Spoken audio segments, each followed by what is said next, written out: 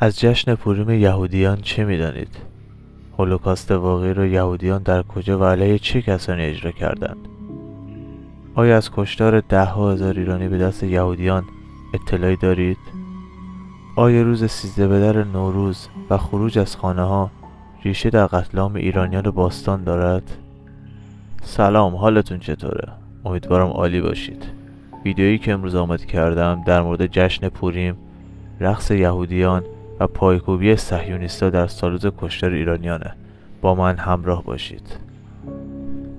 جشن پوریم یکی از سنت‌های قدیمی قوم یهوده که در دهه‌های اخیر و پس از تشکیل رژیم جعلی اسرائیل در سرزمین‌های اشغالی رنگ و بوی متفاوتی به خود گرفته.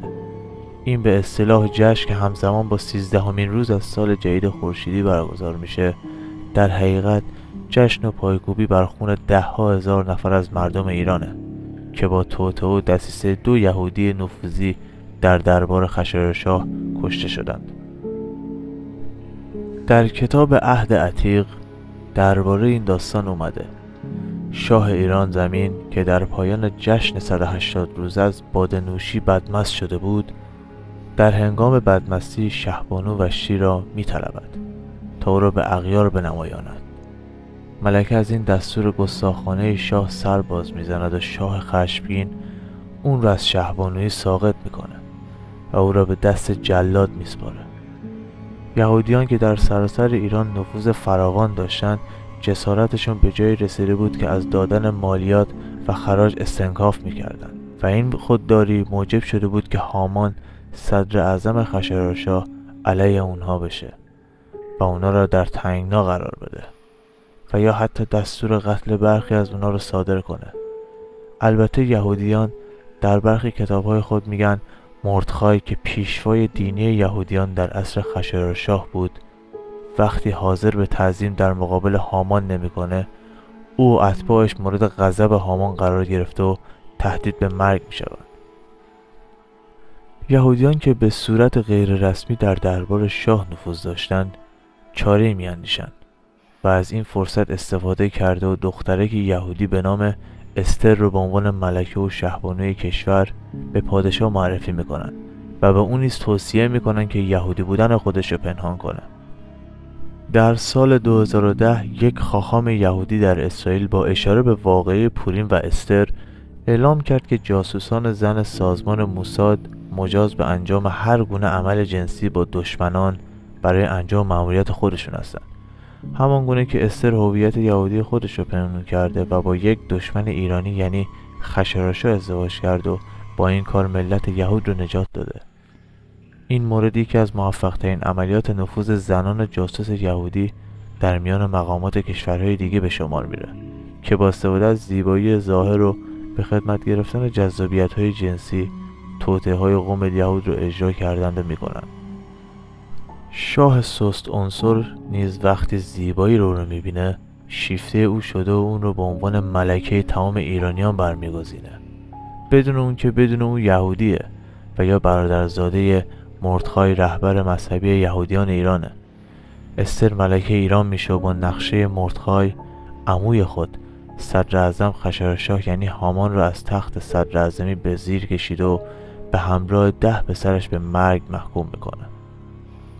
یهودیان حاکم بلا منازع دربار هخامنشی می شوند و البته اونا در برخی کتب خود آوردند که هامان در نزد مردخای توبه کرده است که تواریخ دیگر گواهی قتل وی توسط یهودیان را می دهند. یهودیان چون بر بلاد ایران حاکم شدند، از پادشاه 3 روز مهلت خواستند تا مخالفان پارسی و ایرانی یهودیان را بکشند و در این 3 روز بیش از 77,000 ایرانی توسط یهودیان قتل عام شدند و در برخی نقل‌ها این تعداد تا 500,000 نفر نیز عنوان شده. از آن زمان تا کنون این روز را به عنوان عید یهودیان زنده نگه داشتند و هر سال یهودیان سراسر جهان در این روز مراسم مختلفی از قبیل روزه گرفتن، برپایی جشن و پایکوبی، نوشیدن شراب و افراط در مستی، دادن هدیه به دیگر گرامی می‌دارند. اما در سرزمین‌های اشغالی پوریم رنگ و بوی دیگه‌ای داره که در ادامه بهش بیشتر میپردازم. در زمان خشایارشاه یهودیان جز اقلیت‌های مذهبی ایران بودند و همواره سعی در نفوذ در دربار شاه ایران رو داشتند. هامان صدر اعظم خشایارشاه به دلیل نافرمانی یهودیان از دستورات و قوانین پادشاهی، از عدم پرداخت مالیات و سرپیچی از فرمان پادشاه این قوم ابراز نگرانی می کند و پادشاه را در جریان توطئه‌های یهودیان قرار می دهد و از پادشاه می خواهد تا پیش از آنکه این قوم علیه تاج و تخت شاه اقدامی کنند با توطئه این قوم مقابله کند. مردخای رهبر یهودیان آن زمان ایران سرانجام با دسیسه‌های فراوان و فرستادن یکی از دختران یهودی به دربار اون را جانشین شهبانوی ایران که به جرم سرپیچی از دستور گستاخانه خشایارشاه برای نمایان کردن زیبایی خودش برای حاضرین در دربار شاه برکنار شده بود میکنه. با ورود استر، دخترک جوان زیباروی یهودی به دربار، مردخای به راحتی نقشه‌های شوم خود رو به وسیله استر و اغوای شاه ایران اجرا میکنه. هامان نیز شاه را از توطئه مردخای آگاه میسازه و پادشاه دستور بردار کردن مردخای را صادر میکنه. اما استر که به شدت بر روی شاه سست عنصر تسلط یافته بود، با خائن جلوه دادن هامان و اینکه وی توطئه کشتن شاه را در سر داره، هامان را بردار میکنه. توطئه استر و مردخای با کشتن هامان پایان نمیپذیره و اونها حکم قتل هر 10 پسر هامان رو نیز از پادشاه ایران میگیرن و در قدم بعدی 10 پسر هامان نیز کشته میشن. اوج دشمنی یهودیان با ایرانیان پس از کشتن هامان و 10 پسرش اونجا بیشتر آشکار میشه که استر و مردخای با کشته شدن پسران هامان نیز راضی نشده و اجساد اونها رو در شهر به دار میآویزن تا میان ایرانیان رعب و وحشت ایجاد کرده و ناگفته سرنوشت دشمنان و مخالفان یهودیان را به نمایش بگذارن. هامان به جز این 10 پسر یک فرزند دختر نیز داشت که پیش از کشته شدن خودکشی میکنه. پس از کشتن هامان، یهودیان مهاجر ساکن در ایران که اینک در دربار نیز راه یافته بودند، به هجوم شهرهای ایران دست به قتل عام گسترده ایرانیان میزنند. در 127 استان ایران آن زمان طی 2 روز بیش از 77,000 ایرانی و به روایت دیگر 500,000 نفر کشته میشن. در کتب مربوط به یهودیان از جمله کتاب استر، یهودیان به کشتار 80,000 ایرانی اعتراف میکنند، اما محققان مستقل این رقم را تا 500,000 نفر ذکر کردند. در آن زمان ایران نزدیک به 800,000 نفر جمعیت داشته و با احتساب 500,000 نفر بیش از نیمی از جمعیت آن روز ایران به دست یهودیان قتل عام میشن.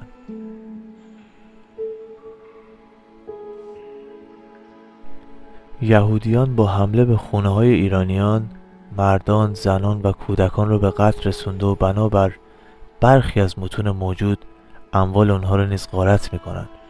اما یهودیان در متون خود تنها به قتل عام ایرانیان اعتراف کرده و هر گونه غارت اموال آنان را تکذیب میکنند. מודה לך על הברכות לחג פורים.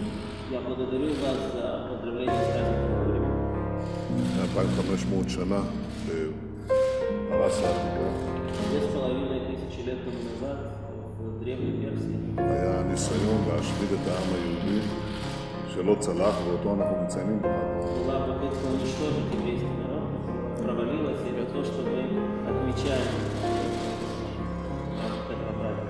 והנה היום יש ניסיון ממשיכה של פרס, איראן.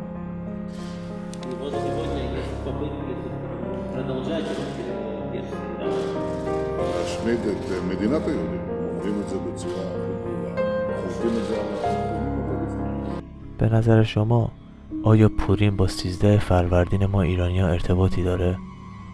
گفته میشه این کشتار در روزهای 13 و 14 ماه آذار، یعنی همین فروردین، اولین ماه سال جدید انجام میشه و روز دوم کشتار به اصرار استر به خشایارشاه برای از بین بردن دشمنان قوم یهود ادامه پیدا میکنه.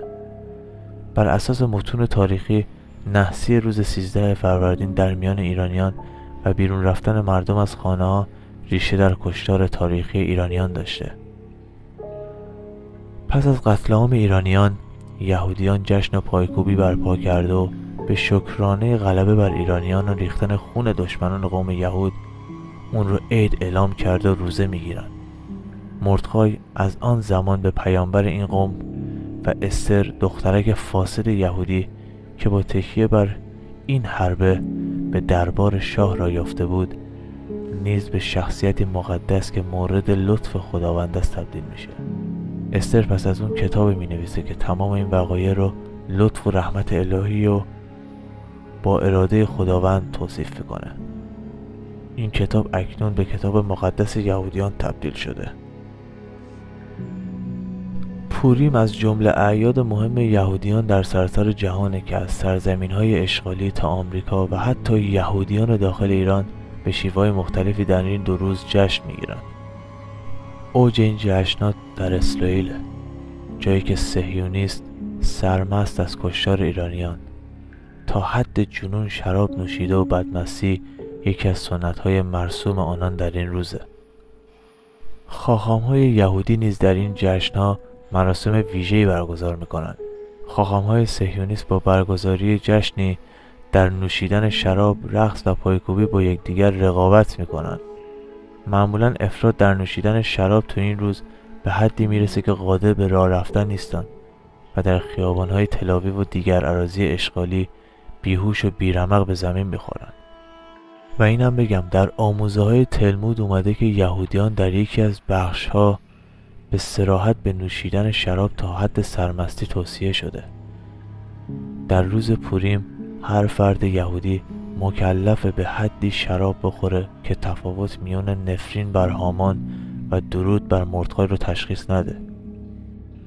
از دیگر مراسمی که در عید پوریم اجرا میشه رژه زامبی ها تو اسرائیل.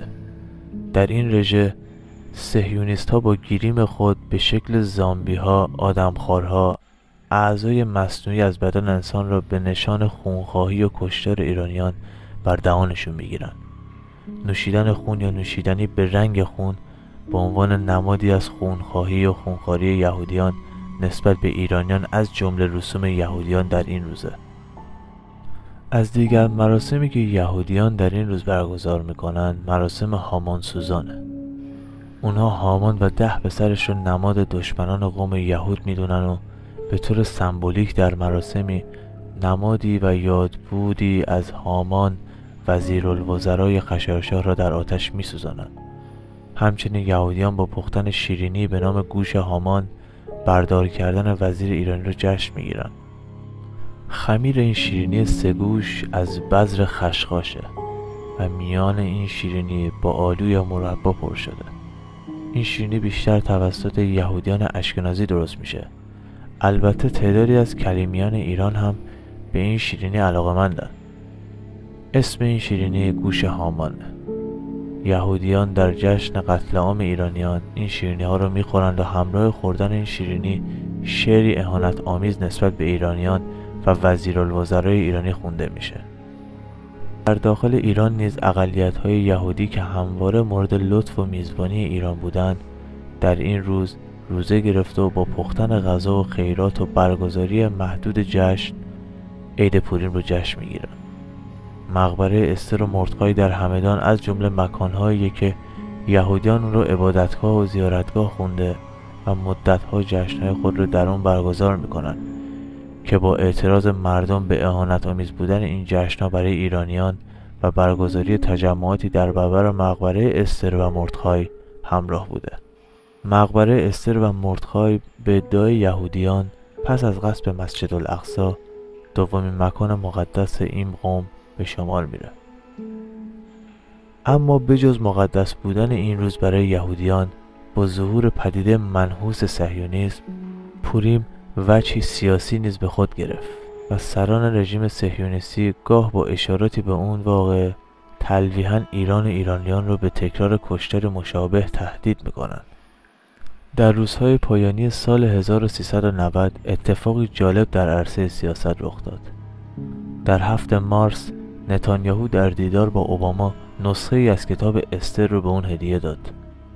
کتاب استر یکی از بخش‌های عهد عتیق یا همان توراته و از دیدگاه تاریخی این هدیه بسیار پرمعناه. خبرگزاری رویترز به نقل از یک مقام اسرائیلی نقل میکنه نتانیاهو به باراک اوباما گفته است ایرانی‌ها آن زمان هم می‌خواستند ما را نابود کنند. یکی از قسمت‌های این کتاب میگه و یهودیان تمام دشمنان را بر تیغ شمشیر و کشتار و نابودی در هم کوبیدند و آنچه را انجام دادند که دشمنانشان با آنان می‌کردند. به گزارش رویترز نتانیاهو با این هدیه تلویحاً ایران را به نازی‌ها تشبیه نموده که طی سالها مدعی در جنگ جهانی دوم 6 میلیون یهودی رو کشتند. My friends, I've come here today because as Prime Minister of Israel, I feel a profound obligation to speak to you about an issue that could well threaten the survival of my country and the future of my people. Iran's quest for nuclear weapons. We're an ancient people. In our nearly 4,000 years of history, many have tried repeatedly to destroy the Jewish people. Tomorrow night, on the Jewish holiday of Purim, we'll read the book of Esther. We'll read of a powerful Persian viceroy named Aman, who plotted to destroy the Jewish people some 2,500 years ago. But a courageous Jewish woman, Queen Esther, exposed the plot and gained for the Jewish people the right to defend themselves against their enemies. The plot was foiled, our people were saved.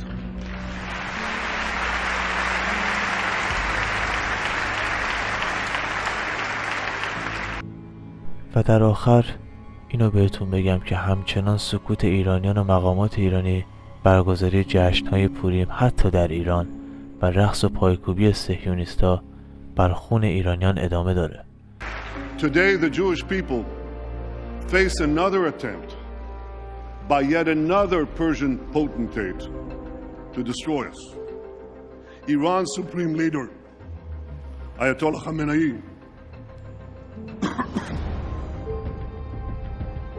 Iran's supreme leader, Ayatollah Khamenei, spews the oldest hatred of anti-Semitism with the newest technology.